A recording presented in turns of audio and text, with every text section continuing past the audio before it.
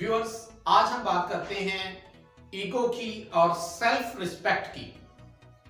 इंसान अपनी education complete करने के बाद मुख्तलिफ फील्ड्स के अंदर जॉब करने के लिए चला जाता है। कोई भी प्रोफेशन, कोई भी डिपार्टमेंट ज्वाइन कर लेता है। तो ज्वाइनिंग के बाद जो हालात और वाकयात पेश आते हैं, उसके अंदर इन दो चीजों को मलहूज़े खातिर रखना बहुत जरूरी है। उसकी वजह यह है कि इंसान की ईगो और इंसान की सेल्फ रिस्पेक्ट, ये दो पहलू हैं आपके पास।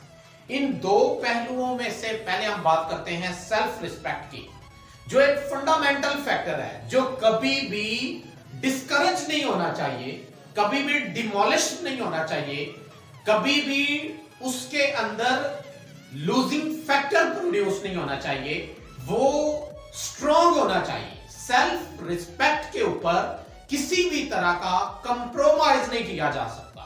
इंसान अगर जिंदगी में कामयाब तरीन लोगों को देखे जो सेल्फ मेड इंसान थे, उन्होंने अपनी सेल्फ रिस्पेक्ट को हमेशा बरकरार रखा है। सेल्फ रिस्पेक्ट को बरकरार रखने का मतलब यह है कि अगर एक इंसान किसी भी जगह पे जॉब कर रहा है, तो वो उस इंस्टीट्यूशंस के रूल्स एंड रेगुलेशन को एक्सेप्ट करे।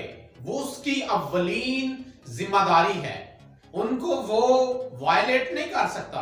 वायलेशन कभी भी पॉसिबल नहीं, क्योंकि वो वहां पे एम्प्लॉय है और उसे उनके रूल्स एंड रेगुलेशन को मानना पड़ेगा।